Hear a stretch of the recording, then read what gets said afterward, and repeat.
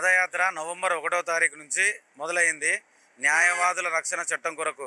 ఎందుకంటే ప్రతి ఒక్కరికి రక్షణ చట్టాలు ఉన్నాయి, డాక్టర్స్కి ఉన్నాయి, మిగతా వాళ్ళకు ఉన్నాయి.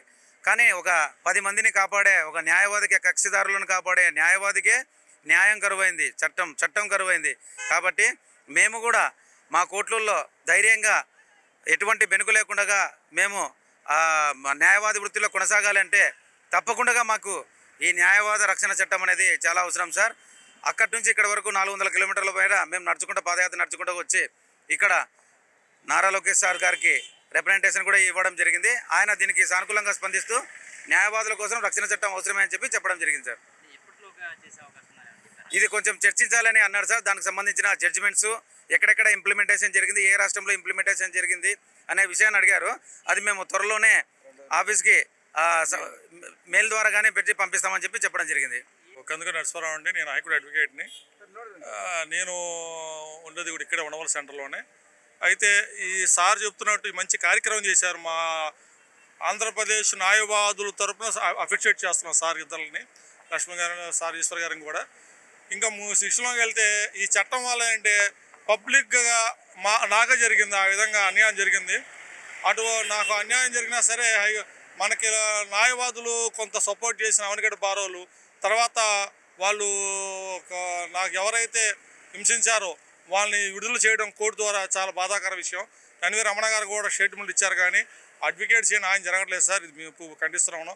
ఇంకో విషయం ఏంటంటే ఈ చట్టం తీసుకురావడం వల్ల మా అడ్వకేట్సే కాదు, చాలామంది యువ న్యాయవాదులు కూడా కొద్దిగా బలంగా ముందు మాట్లాడడం కూడా ఉంటుంది, ఇప్పుడు సపోర్ట్గా కూడా ఉంటుంది. వీళ్ళు చేసిన కార్యక్రమం మా ఆంధ్ర వరకే కాకుండా ఇప్పుడు తెలంగాణ కూడా పాకింది. ఇప్పుడు తెలంగాణ అడ్వకేట్స్ కూడా చలో హైదరాబాద్ అని కూడా మొదలుపెట్టారు. ఇదే విధంగా అన్ని రాష్ట్రాల్లో భారతదేశం మొత్తం మీద అలా పాకాలని చెప్పేసి కోరుకుంటున్నాము. థ్యాంక్ యూ సార్, అవకాశం ఇచ్చినందుకు చాలా ధన్యవాదాలు. ఉపయోగం ఏంటంటే ఇప్పుడు ఎవడు రోడ్డు మీద పోతాడు, పబ్లిక్ హైదరాబాద్లో కొన్ని చోట్ల అచ్చలు చేసేస్తున్నారు. ఇంకా ఘోరం చెప్పాలంటే చంపేస్తున్నారు, కొడుతున్నారని చెప్పి బైకౌట్ చేయడం కాదు, ముందు మన న్యాయవాది మీద కేసు చేయి వేయాలని భయపడాలా. పోలీసుడు ఉన్నాడు, పోలీసు మీద జోలికి వెళ్తావు నువ్వు ఇలా, ఎందుకంటే వాళ్ళ వెనకాల బ్యాక్గ్రౌండ్ ఉందా, పోలీసుడు ఇస్తారు అని భయం దేని వాళ్ళకు ఉంది. అడ్వకేట్స్ ఉన్నారు, ఇప్పుడు మాకు డాక్టర్లు ఉన్నారు, వాళ్ళు ఏమైనా బైకౌట్ అన్నారంటే రోగం అయిపోయింది ఆడికి. ఎమర్జెన్సీ కూడా పక్క పడేసి కూర్చుంటారు బయట. ఆడు చచ్చినట్టు అయ్యో బాబు అడుక్కొని ఆడు వైద్యం చేసుకుంటాడు. మా న్యాయవాదులు ఏం చేస్తారు? నా అన్యాయం జరిగింది సార్, నా గొంతు ఒకటే వచ్చింది, తర్వాత ఏది? ఇప్పుడు అంతే 10 మంది కలిసారనుకోండి, భయపడతాడు ఆడు. ఎవడైనా క్లయింట్ వాళ్ళ లాయర్ జోలికి వెళ్తే తంతారా. ఇంకా పోలీసు వాళ్ళే చాలా వరకు ఈ బయట వాళ్ళకంటే పోలీసు వాళ్ళ యొక్క దౌర్జన్యం చాలా ఎక్కువ కనబడుతుంది మాకు ఇక్కడ. వాళ్ళు కంట్రోల్ చేస్తే ఆటోమేటిక్గా మాకు న్యాయం జరిగిద్ది. అది ఎలా రావాలంటే పోలీసు వాడి నుంచి భయపడాలి. లాయర్ అడ్వకేట్ జోలికి వెళ్ళాలంటే అరే ఈ లాయర్ రా, ఈ జోలికి వెళ్ళకూడదు, భయం ఉండాలి అడికి. మంచి చెడు పక్కన పెట్టండి, సెటిల్మెంట్ చేసుకున్నారు ఏకంగా పోలీసు వాళ్ళు. ఇలా లాయర్ కూడా ఏపడో విలువ తగ్గిపోతుంది అక్కడ. చట్టాలు కూడా 41 సెక్షన్ పెట్టేసి స్టేషన్ వెళ్ళి ఇచ్చేస్తున్నాడు. అది కోర్టుకురా, లాయర్ భయం ఉంటుంది. పోలీసు వచ్చి నిలబడతాడు, లాయర్ గారిని చెప్పి అడుగుతాడు, అవునా? ఆడంటే వాడికి ఇచ్చేసరికి వాడు ఇష్టం నాకు చేసుకుని పోతున్నారు, సెటిల్మెంట్ చేసుకున్నారు అక్కడ అన్నీ.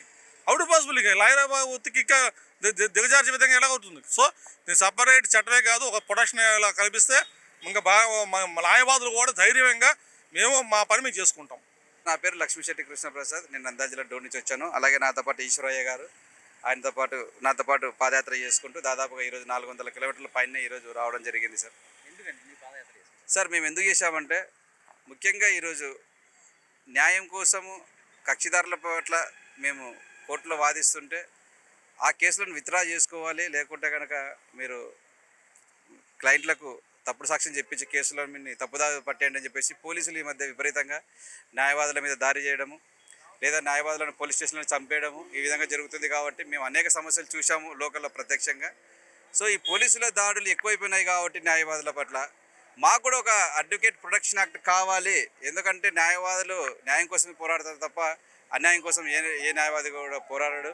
అట్లా పోరాడినా కూడా కేసులు గెలవలేము.